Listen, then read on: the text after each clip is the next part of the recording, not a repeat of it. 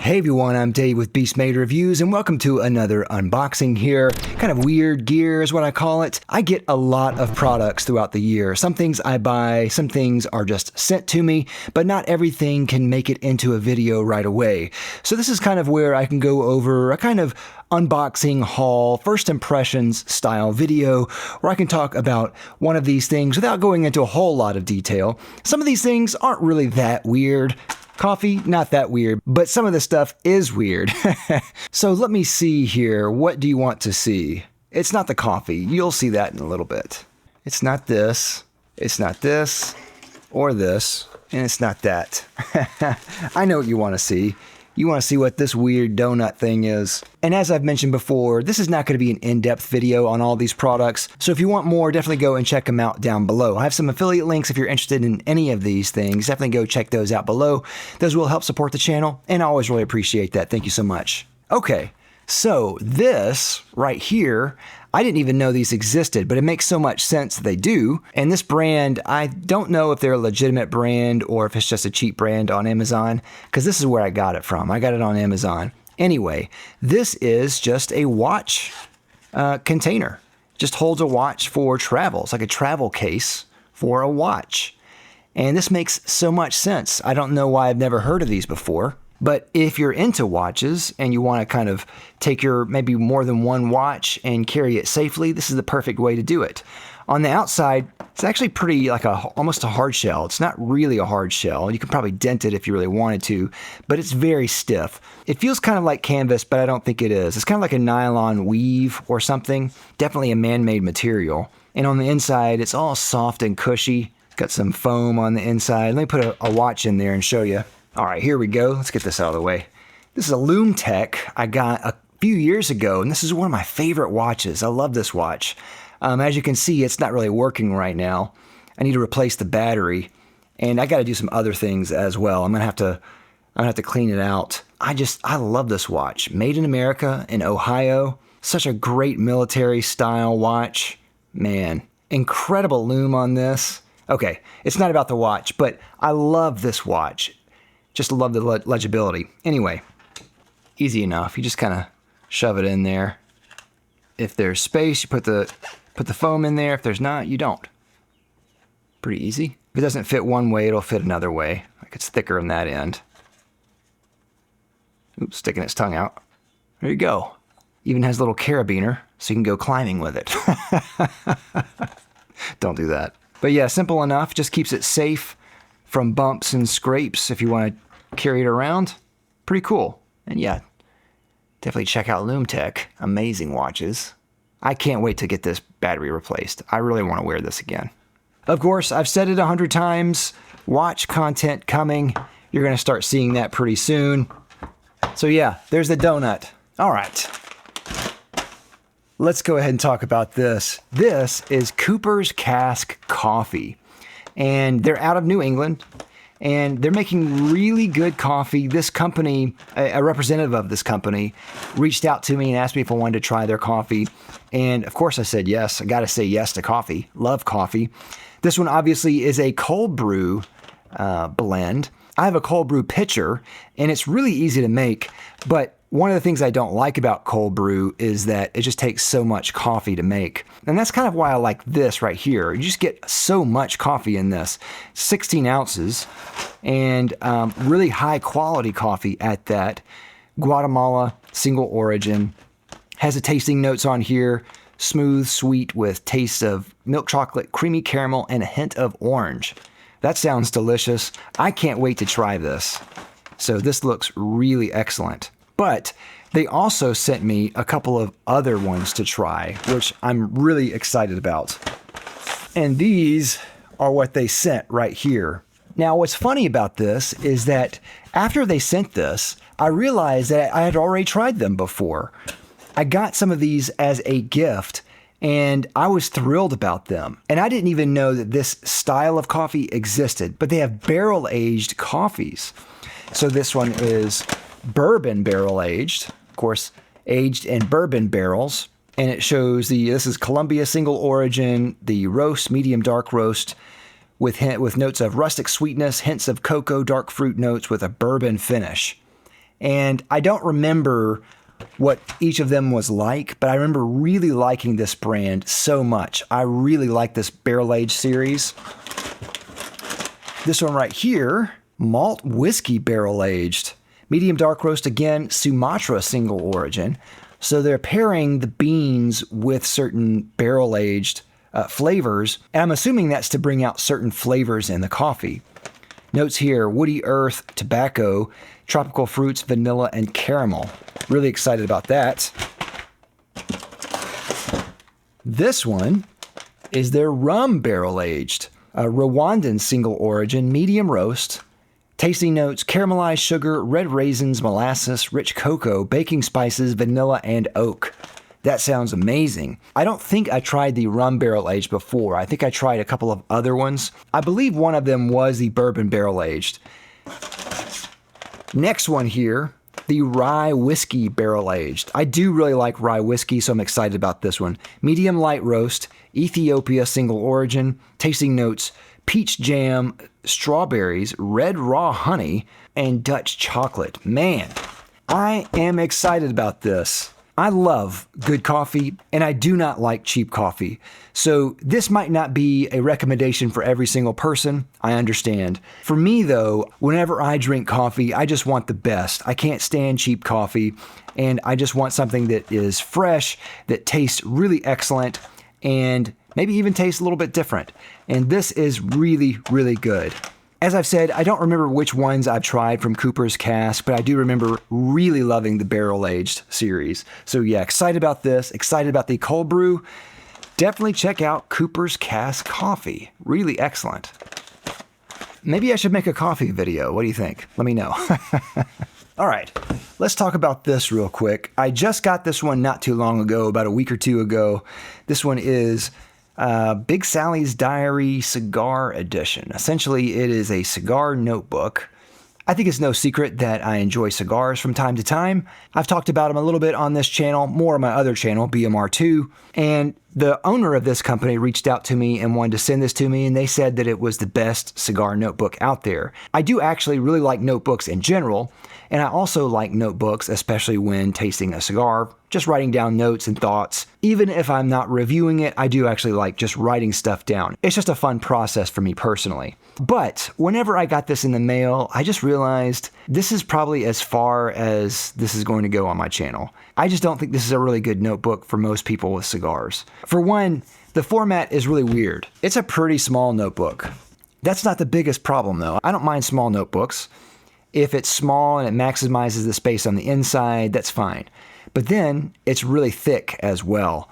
That's like 3/4 of an inch right there, which is not fun. And then hardcover, again, not something that I really like in a notebook. This small, I'm thinking portability, something I can put in my pocket, maybe something I can put in a cigar case, something like that. Can't do that with this.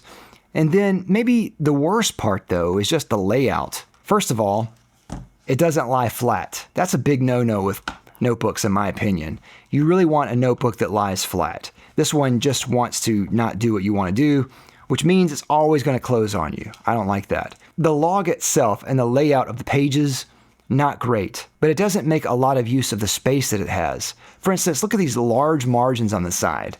Huge margins, which means you have the margin, then you have this huge font, all in caps, with all the space, and you're starting at the quarter mark of the page, writing this down.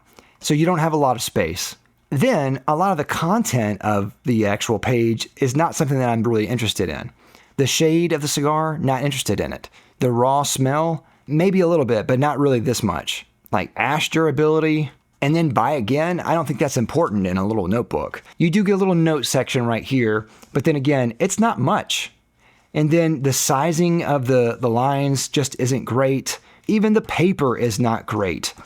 For someone who likes to write with a fountain pen, this is not good fountain pen paper. I do like a couple of things, a couple of ideas I do like, especially at the end. It has like your favorite cigars that you tried and like almost like an index. It's got a little bit in here like definitions, even though that's not really important. Other definitions maybe that you want to talk about in the book. Smoke shops that you really like. Pretty cool. And then additional notes if you want to do that. So it's not all bad. It's just not great in my opinion, unfortunately. All right, next. Did you know Ridge makes rings? This is one of the most random things that Ridge has made, I think. Now, Ridge makes a great wallet. I'm sure you know about it. I've talked about it on my channel a good bit. And I mentioned this in a video I did about Ridge around the holidays, I think 2024, something like that. And they sent me these rings, and unfortunately, I got the wrong size. One of the cool things, I guess, great case. Really nice case. Almost like a Pelican style case. Not something that you really need with rings though. So I'm not sure how much of that plays into the cost. Then you get a metal ring, and I think this is tungsten, if I'm not mistaken. Could be wrong. But that does look like a very nice ring. It feels nice. It's just a really nice ring overall. Square shape with a beveled edge. And then the bevels are polished, whereas the flats are not. It's kind of like just a brushed finish on the flats. Really nice. I think that's pretty cool. But then they also give you a little silicone ring to go with it, which is pretty neat. And I'm a big fan of silicone rings.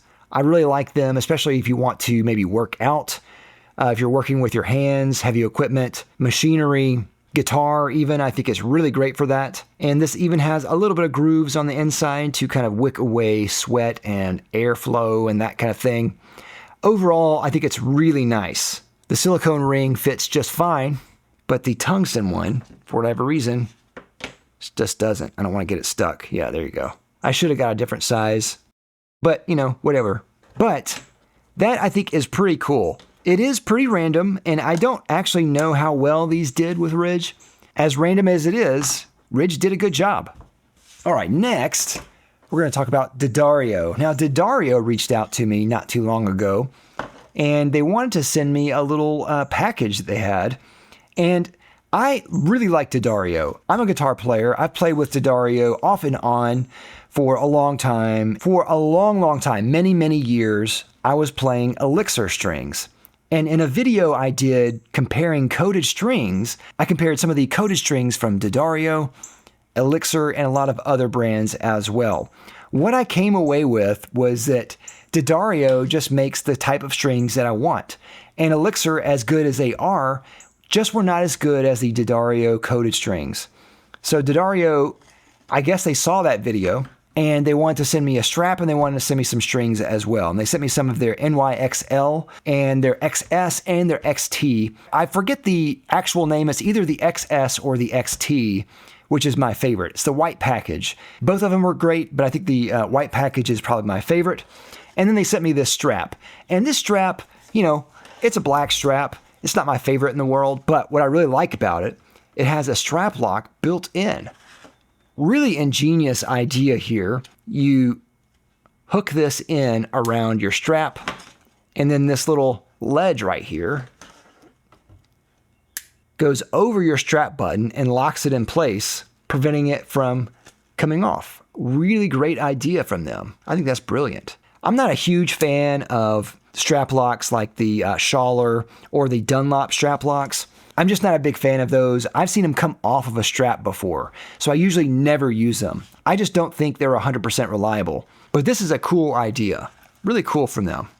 Now, it's not a great looking strap. I think it's a pretty boring strap, to be honest, and not something that I would really use a lot, but it's a great backup just in case I needed one, or maybe a friend needed one or something. I've had that happen before. And it's got the little strap button locks on there, so pretty cool. All right. I'll go ahead and show this. I didn't show this initially at the start of the video, but I did have this. They sent this to me for review, and I don't think this is going to go anywhere else besides this video. It's a wireless instrument cable type of thing.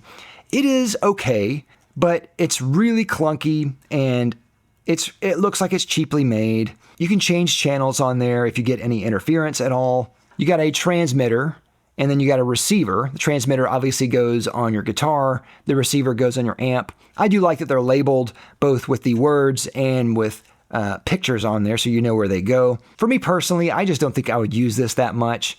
I normally play with a Helix, and the Helix is right there by my feet.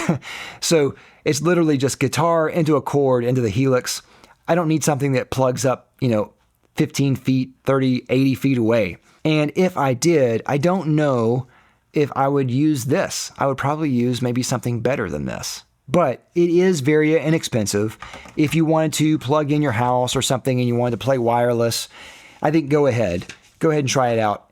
Not very expensive, very cheap. So if that's something that interests you, definitely check it out. I think it's worth it for the price that you're getting, but maybe just not for everyone. All right, let's talk about this. This is Underdog Hemp, and Underdog Hemp is making a hemp blend shirt. And I believe they only have one design and one color currently, but I think they're coming out with more in the future. But they sent this to me and got it my size. I haven't even tried it on. This is my first impressions of this. 51% hemp, 31% bamboo, 18% organic cotton. They wanted to make this because they don't like the cotton, polyester, cotton nylon type of blend shirts. They wanted to make a really high quality shirt that looks great, but also is good for your skin, that is breathable, that feels good. They have a lot of videos on why they went with a blend of hemp and not just a 100% hemp blend. One of the reasons is that hemp is just not very comfortable. Hemp is kind of stiff and hard and rough. So you kind of have to blend it with other things like bamboo, which has a lot of softness, and then cotton, which has a lot of structure to it. You get the right balance of hemp for maybe the antimicrobial and breathability, bamboo for the lightness and the feel, and then cotton for the structure. Just makes the kind of perfect blend there. I think this is a really cool company. I would just like to see more from them other than one shirt design and even just more than one color. All you get is black. Now, I do like my black shirts. I like black shirts. I wear them all the time. So I'm going to be rocking this 100%. I think this is going to be a great shirt for me. But as a company, I would just love to see more. I just want to always see more of a product line that I can recommend to my audience. But if you need some black shirts and you want hemp, you want something that's good with no microplastics, definitely check out Underdog Hemp. Oh, yeah. Let me open it up, I guess, huh?